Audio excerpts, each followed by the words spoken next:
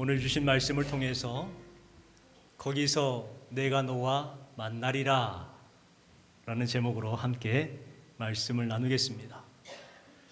거제도를 여행하다 보면은 몽돌 해변이라는 곳을 만나게 됩니다. 여러 곳에 있는데 그곳은 모래가 아니라 둥근 자갈로 되어 있는 해변입니다. 그래서 물이 깨끗하고요. 또 파도가 이게 쳐올 때 이 자갈이 굴러다니는 소리가 참 아름다운 곳입니다. 해변을 걸으면 신발을 벗고 걸으면 모래가 묻지 않아서 참 좋다라는 생각을 했고요. 또 맨발로 걷다 보면 이 자갈들에 의해서 지압이 되는 것, 이것도 참 좋다라는 생각을 했었습니다. 언제 한번 우리 교회 성도님들과 함께 그곳을 걸었으면 좋겠다 하는 생각도 했었습니다. 그 몽돌들은 처음부터 그렇게 둥글둥글하진 않았을 겁니다. 처음에는 다 거칠고 모나고 그랬지만 오랜 세월 동안 파도에 휩쓸리면서 그렇게 다르고 또 깎이고 그러면서 매끈하고 부드러운 돌이 된 것이지요. 우리 성도들의 인생도 몽돌이 되어가는 과정과 비슷하지 않는가 생각을 해봅니다. 예수님 믿기 전에는 다들 거칠었어요. 모났습니다.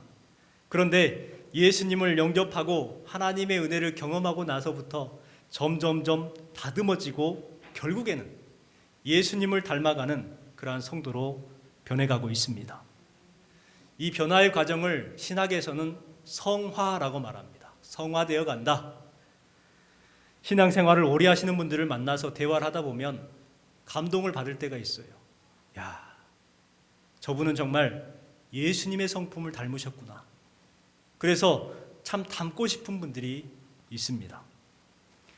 우리도 조금씩 예수님의 성품을 닮아가는 성도가 되기를 주님의 이름으로 소망합니다. 애굽에 살았던 이스라엘 백성들은 매우 거칠었어요. 거친 돌과 같았던 사람들이었습니다. 날카롭고 공격적이었던 사람들이죠. 그래서 서로 다투는 이야기들로 출애굽기가 시작되는 것을 볼 수가 있습니다. 죽겠다 저주의 말을 서슴없이 했고 상처 주는 말들을 쉽게 했던 그러한 사람들이었습니다. 참 문제가 많았지요. 그래서 출애굽기 1장에 이렇게 시작을 합니다. 13절 14절 말씀을 우리 같이 읽어보겠습니다. 두 히브리 사람이 서로 싸우는지라 그 잘못한 사람에게 이르되 내가 어찌하여 동포를 치느냐 하매 그가 이르되 누가 너를 우리를 다스리는 자와 재판관으로 삼았느냐 내가 애굽 사람을 죽인 것처럼 나도 죽이려느냐. 여러분 이처럼 거칠었어요. 싸우고 있는 것을 말리는 사람에게 오히려 화를 내면서 그 사람을 저주하고 그 사람의 흠을 드러냈습니다. 그와 같은 이스라엘 백성들의 모습이었다는 것을 알 수가 있습니다. 그러나 그랬던 사람들이 거친 광야 속에서 조금씩 변화되어 갔어요. 몽돌과 같이 점점 다듬어지기 시작했습니다. 그래서 어떤 사람이 됐냐면 불평하던 사람들이 기도하는 사람들이 되고요. 원망했던 사람들이 감사하는 사람으로 바뀌게 되기 시작했어요. 노예가 언약 백성이 되었고요. 하나님 앞에 존귀한 사람들로 변화되게 된 것입니다. 여러분 그들의 신분이 변화되기 시작했고요. 가치관이 변화되기 시작했고 그들의 존재 가치가 변화되기 시작했어요. 놀라운 변화지요. 오늘 말씀 속에서 그 변화된 사람들을 통해서 성막을 건축하는 내용이 기록이 되어 있습니다. 출애굽기 25장부터 30장까지 내용은 하나님께서 시내산에 올라온 모세에게 쉽게 돌판을 주시기 전에 명령했던 명령이 기록이 되어 있습니다. 그 명령은 성막을 지으라 라는 명령이었습니다. 성막의 구체적인 설계와 구조 그리고 크기와 재료들을 이렇게 가르쳐 주시는 말씀이 기록이 되어 있죠.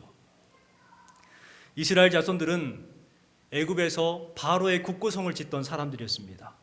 그와 같은 노예의 삶을 살았는데 이제는 그들이 변화되어서 하나님의 거룩한 성소를 짓는 백성들이 된 것입니다. 성막은 오늘날 교회를 말하지요. 하나님께서는 왜 이스라엘 백성들에게 성막을 지으라, 성막을 세우라 말씀하셨을까요? 오늘 주신 말씀을 통해서 성막의 기능을 살펴보고 우리 교회가 어떠한 모습을 회복해야 될지 한번 생각해 보았으면 좋겠습니다.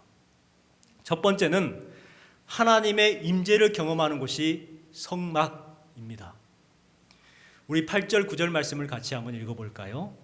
내가 그들 중에 거할 성소를 그들이 나를 위하여 짓되 무릇 내가 내게 보이는 모양대로 장막을 짓고 기구들도 그 모양을 따라 지을지니라.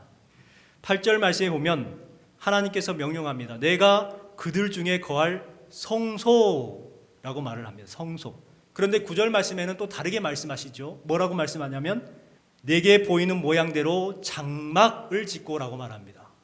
왜 성소라고 했다가 또 장막이라고 했다가 이렇게 바뀌시는 걸까요? 그 의미를 생각해 보면 그곳이 얼마나 중요한 곳이다라는 것을 알게 됩니다. 여러분, 성소는 무엇입니까? 성소는 거룩한 곳이잖아요. 거룩한 장소를 성소라고 말해요. 그 다음에 그 장막은 무엇입니까? 거주하는 집이잖아요. 살 집이란 말이에요.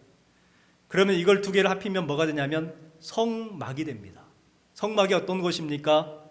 하나님께서 거하시는 곳, 하나님께서 임재하는 곳, 하나님께서 그곳에 거하시는 집이라는 곳이 바로 성막이라는 거예요.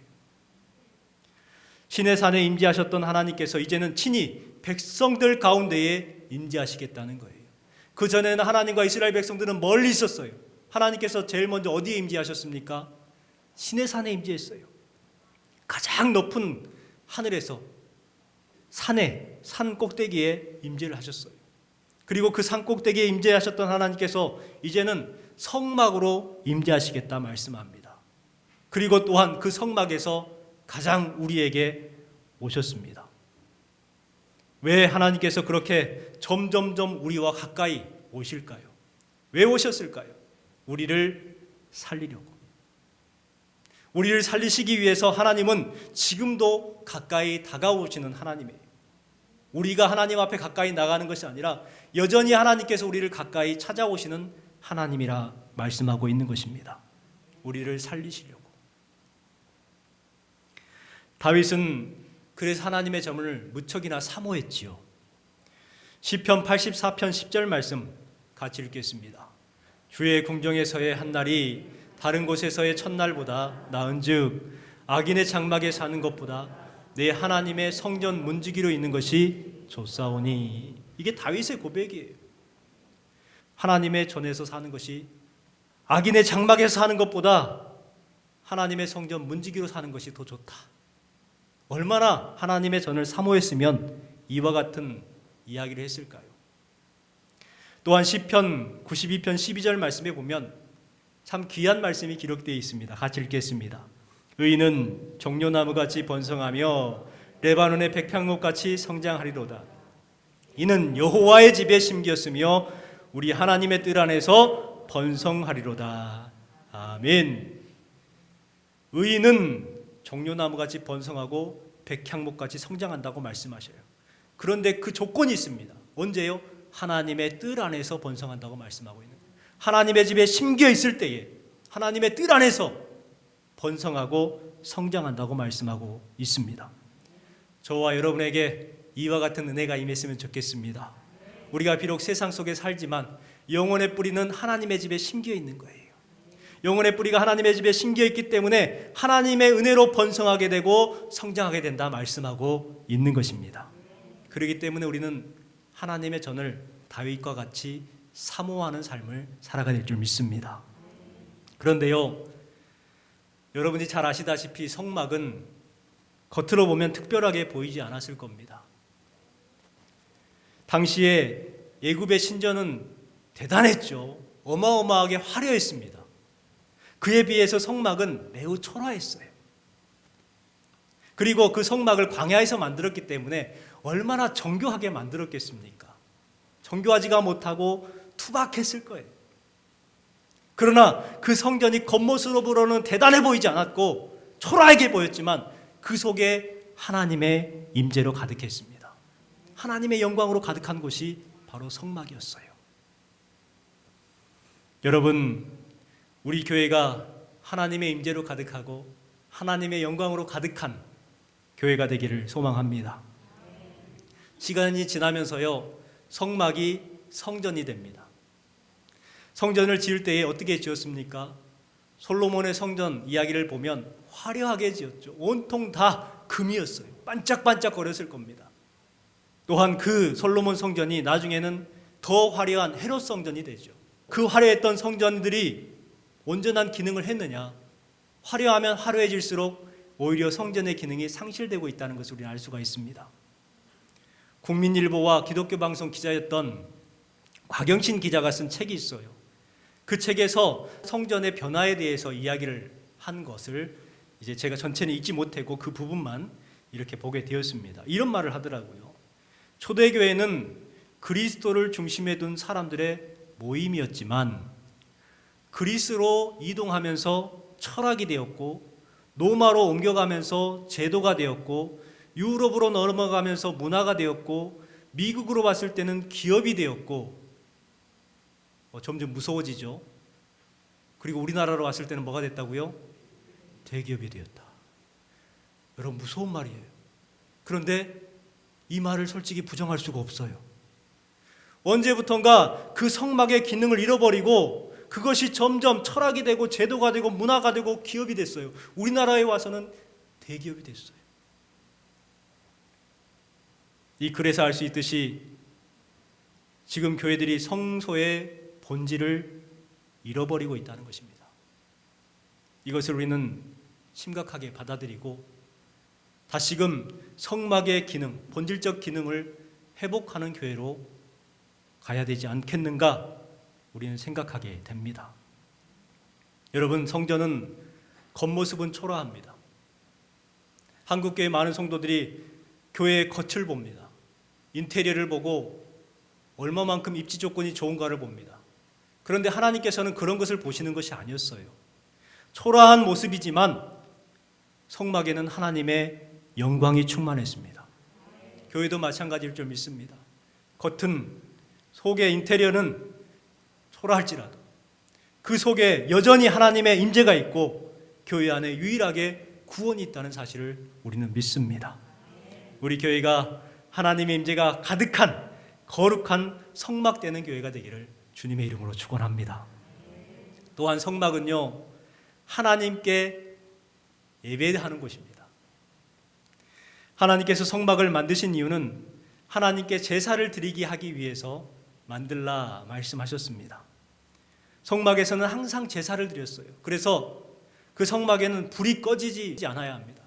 하나님의 불이 절대 꺼지지 않아야 돼요. 그 불로만 제사를 드릴 수가 있어요. 다른 불로 드리면 절대 안 돼요. 그렇기 때문에 그 불을 꺼트려서는 안 되는 것이죠. 여러분, 교회의 가장 중요한 첫 번째 기능이 뭘까요? 예배를 드리는 것입니다. 또한 우리 교회는 기도의 불이 꺼져서는 안 돼요. 우리 송장로님께서 기도하실 때에 새벽에 기도하는 기도의 용사들, 기도하는 사람들이 계속해서 교회에 있어야 하는 것입니다. 하나님께서 성막을 주신 이후에 성막이 아닌 다른 곳에서 예배를 드릴 때에 그러한 것들을 받으시 않으셨습니다.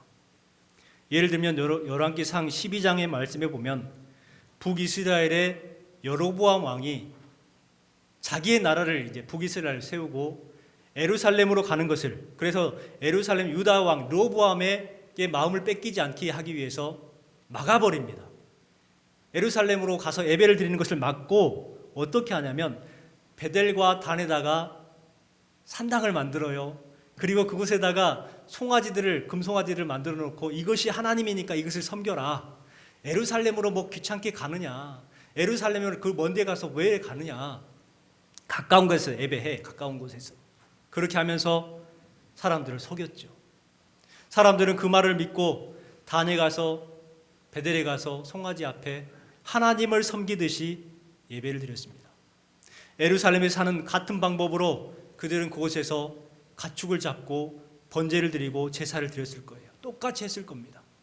그런데 여러분, 그 속에서 했던 것들을 하나님께서 받으셨을까요? 하나님께서는 하나님께서 정하신 성전에서, 성막에서 제사하지 않는 다른 제사를 인정하지 않으셨다니까요. 우리 말씀을 같이 한번 읽어보겠습니다.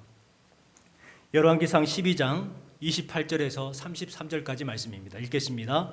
이에 두 금송아지를 만들고 무리에게 말하기를 이스라엘아 이는 너희의 신들이라 하고 하나는 베델에 두고 하나는 단에 둔지라. 이 일이 죄가 되었으니 이는 백성들이 그 하나에게 경배함이더라. 그가 보통 백성으로 제사장을 삼고 유다의 절기와 비슷하게 하고 그가 만든 송아지에게 제사를 드렸으며 그가 자기 마음대로 이스라엘 자손을 위하여 절기로 정하고 베델의 제단을 올라가서 분향하였더라.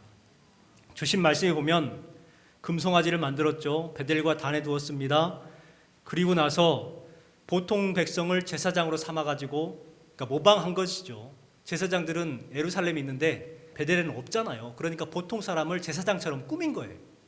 그리고 또 절기도 비슷하게 했다고 말합니다. 32절의 말씀 보니까 유다의 절기와 비슷하게 하고 그 다음에 33절 말씀에 보니까 그가 자기 마음대로 하나님의 마음이 아닌 하나님의 명령이 아닌 자기 마음대로 절기를 정해가지고 제사하게 되었고 분향하게 했다. 이렇게 기록되어 있습니다. 여러분 이것을 하나님께서 받았느냐? 30절 말씀 보십시오. 30절 말씀 보니까 이 일이 죄가 되었으니 라고 말합니다. 그들이 그렇게 하나님을 섬긴다고 했지만 그들의 죄가 되었다는 거예요. 여러분 우리는 이 성전에서 하나님의 말씀대로 하나님의 명령대로 하나님께 예배하는 삶을 살아가야 될 줄 믿습니다. 또한 성막은 하나님을 만나고 말씀을 받는 곳이죠. 22절 말씀을 같이 읽어보겠습니다. 오늘 중요한 말씀이고요. 핵심되는 말씀입니다. 같이 읽겠습니다.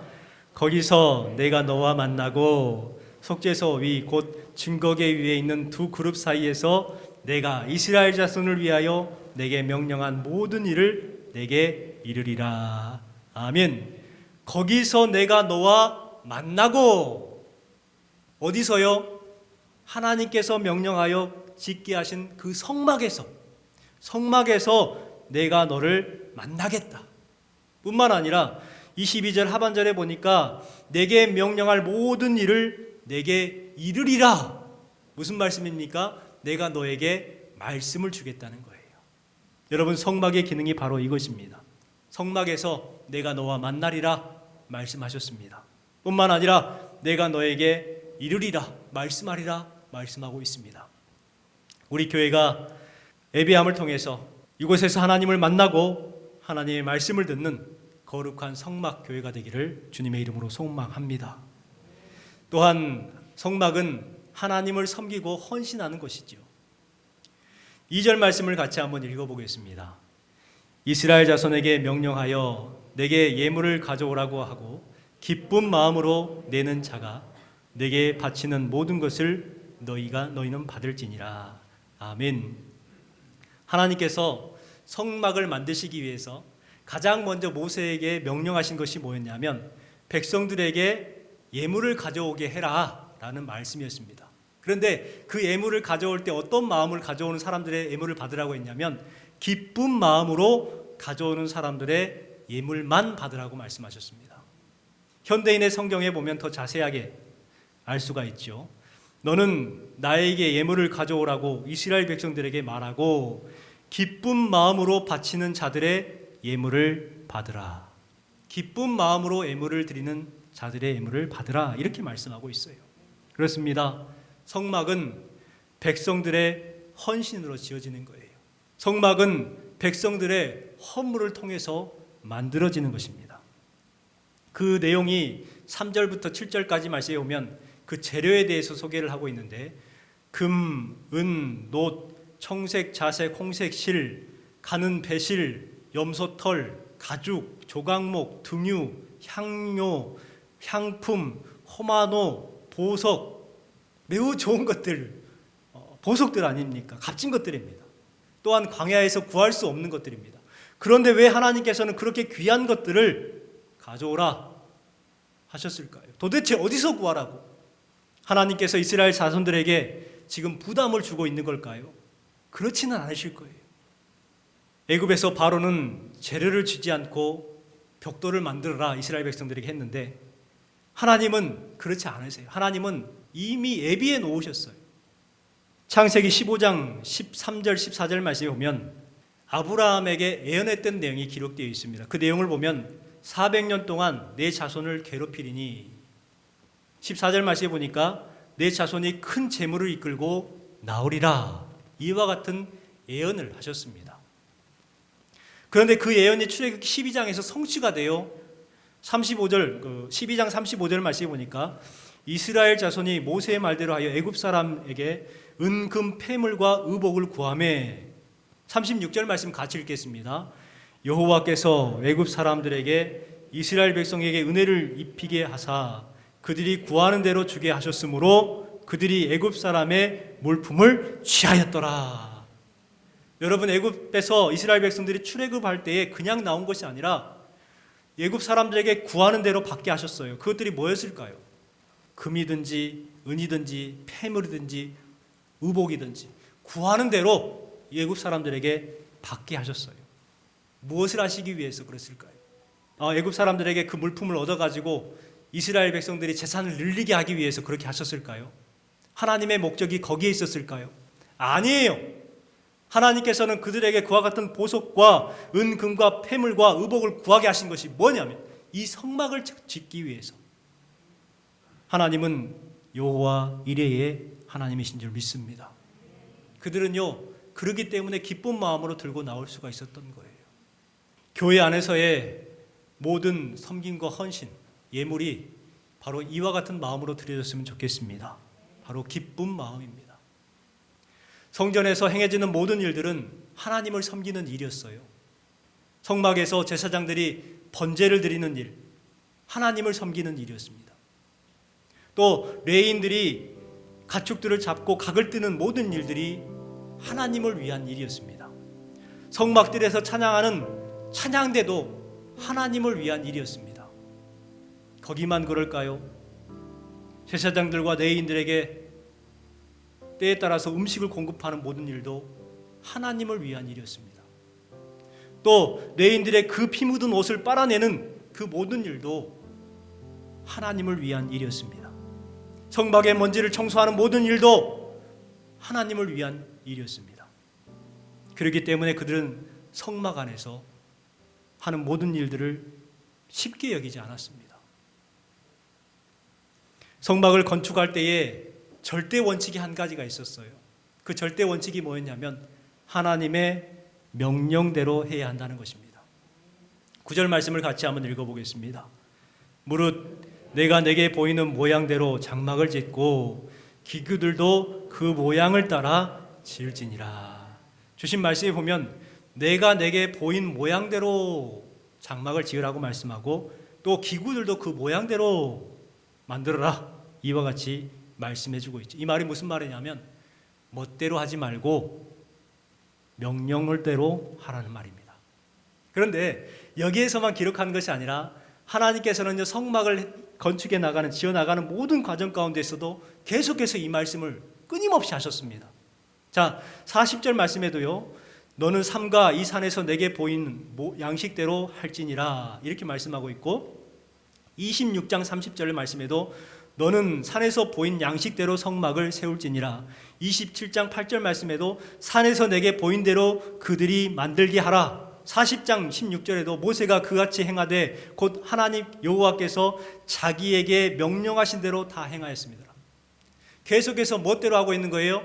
자기 마음대로 하는 것이 아니라 하나님의 명령대로. 여러분, 교회는요, 내 마음대로 하는 것이 아니라 하나님의 명령대로 하는 것입니다. 출애굽기 40장 33절 말씀에 보면 하나님의 명령에 따라 행했을 때에 하나님께서 어떤 은혜를 주시는가에 대해서 기록하고 있지요. 같이 한번 읽어보겠습니다. 모세가 이같이 역사를 마치니 구름이 해막을 덮고 여호와의 영광이 성막에 충만하매 모세가 해막에 들어갈 수 없었으니 이는 구름이 해막 위에 덮고 여호와의 영광이 성막에 충만함이었으며. 자, 주신 말씀을 보면 모세가 그 말씀대로 순종하여 성막을 건축했을 때에, 지었을 때에 비로소 하나님께서 그곳에 임재하셨어요. 그 하나님의 영광이 얼마나 가득했습니까? 성막에 가득해서 들어갈 수 없을 정도로 하나님의 영광이 충만했다라고 기록을 하고 있습니다. 여러분, 우리 교회도 이와 같은 교회가 되었으면 좋겠습니다. 하나님의 영광이 충만한 교회, 하나님의 영광이 넘쳐나는 교회, 그러한 교회가 되길 소망합니다. 그러기 위해서는 여러분이 주신 말씀을 기억하고 거룩한 성소가 되기를 주님의 이름으로 소망합니다. 우리 교회가 하나님의 거룩한 성막이 되는, 회복되는 교회가 되기를 주님의 이름으로 소망합니다.